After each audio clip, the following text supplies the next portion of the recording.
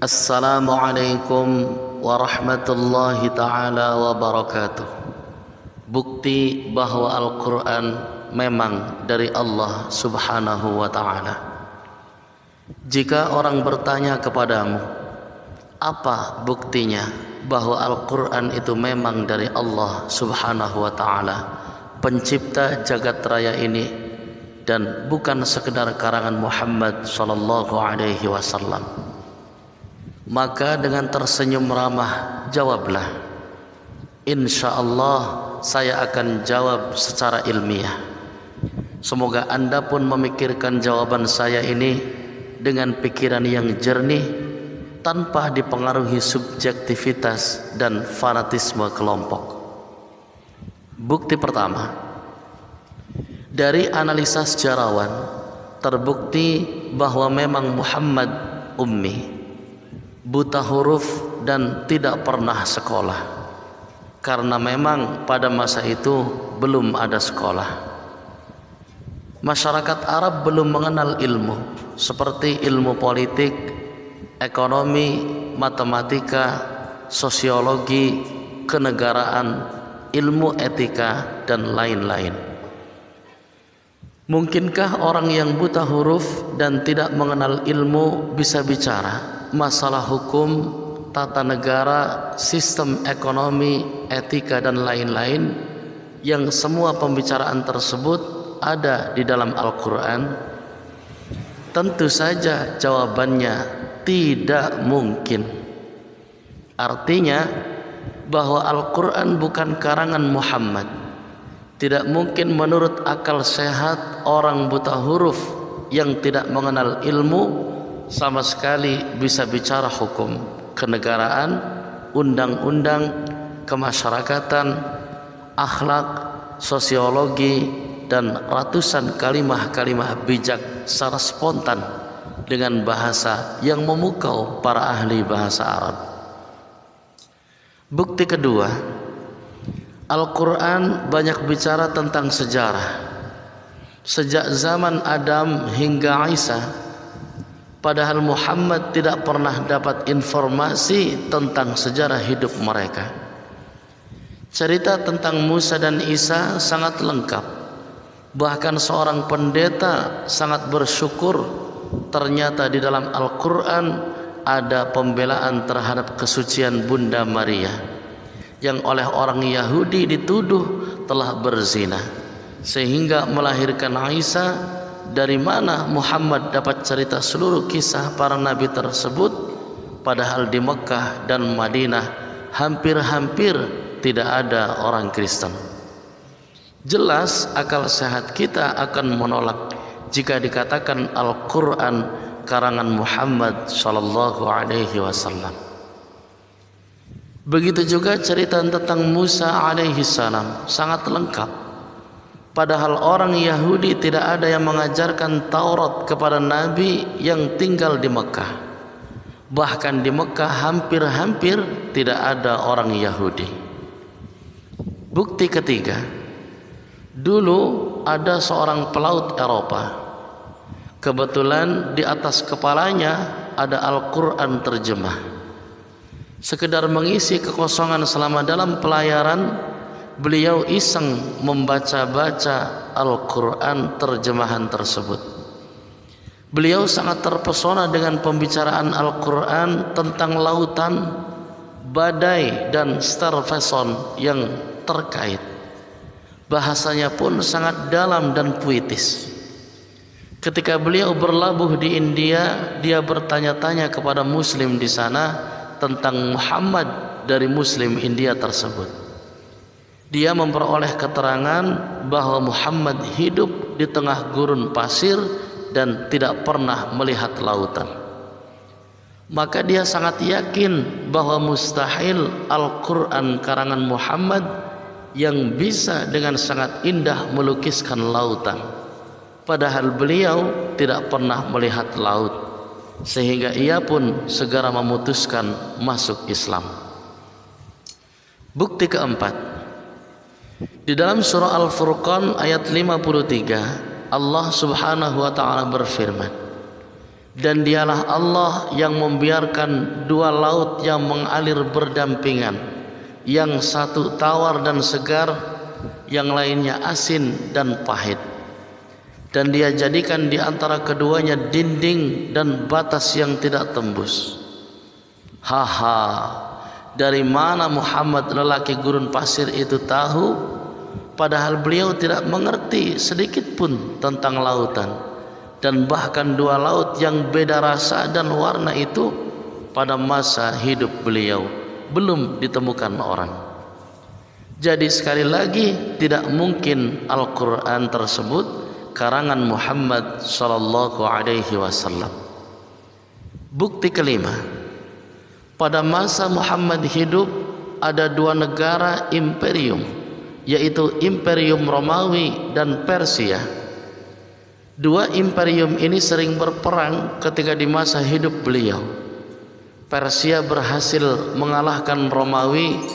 Hal ini membuat masyarakat musyrik Mekah menjadi gembira karena orang Persia juga penyembah berhala. Sebaliknya, orang Islam bersedih karena Romawi menganut agama Nasrani yang seakar dengan Islam. Kemudian turun ayat menghibur orang Islam. Surah Ar-Rum ayat 2, 3 dan 4. Menjelaskan bahwa beberapa tahun lagi akan kembali terjadi peperangan, dan peperangan tersebut akan dimenangkan oleh Romawi, sehingga umat Islam yang pro Romawi pun menjadi gembira. Ayat ini pun ditertawai oleh kaum musyrik Quraisy, dianggap sebagai bualan.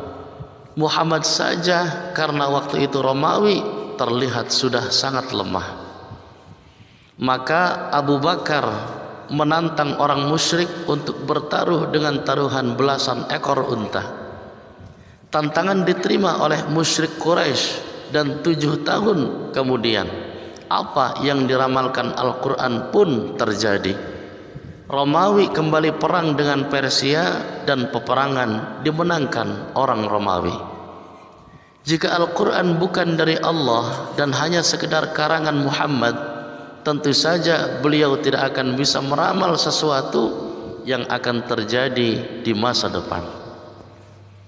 Bukti keenam, seluruh ahli bahasa dan ahli syair dari kalangan musyrik Quraisy mengakui secara jujur bahwa kalimat-kalimat Al-Quran sangat tinggi kandungannya, sangat indah susunan kata-katanya, dan sangat memukau.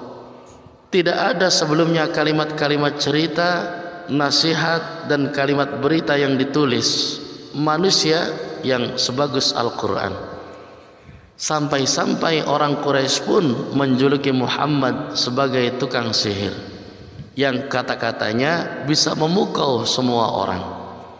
Dan bukti yang lebih mencengangkan lagi dari jutaan kitab yang pernah ada di dunia ini, hanya Al-Quranlah satu-satunya kitab yang bisa dihafal secara pas, kata demi kata, oleh jutaan orang. Bahkan orang tidak mengerti bahasa Arab seperti ribuan anak-anak Indonesia mampu menghafal Al-Quran yang lebih dari 600 halaman. Adapun pastor dan pendeta tidak akan mampu menghafal Injil atau Bible kata demi kata secara pas, walau hanya 100 halaman. Hal ini menunjukkan bahwa Allah sebagai yang menurunkan Al-Quran telah mengatur sedemikian rupa sehingga memudahkan bagi semua orang untuk menghafalnya.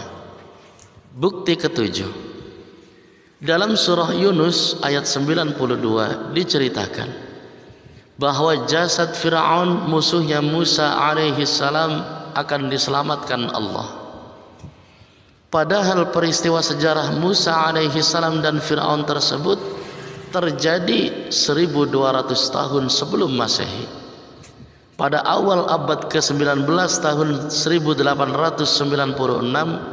seorang ahli purbakala, Loret, menemukan di lembah raja-raja Luxor Mesir satu mumi yang dari data-data sejarah terbukti bahwa ia adalah Fir'aun yang bernama Maniplah.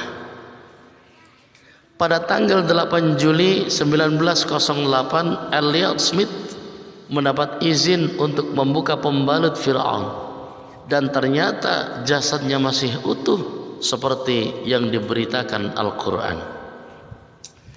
Nah, mungkinkah Muhammad yang buta huruf tersebut bisa mengetahui hal tersebut, padahal di dalam Taurat dan Injil pun tidak ada diceritakan? Tidak dapat tidak, akal sehat yang jujur akan berkata bahwa Al-Quran bukan karangan Muhammad.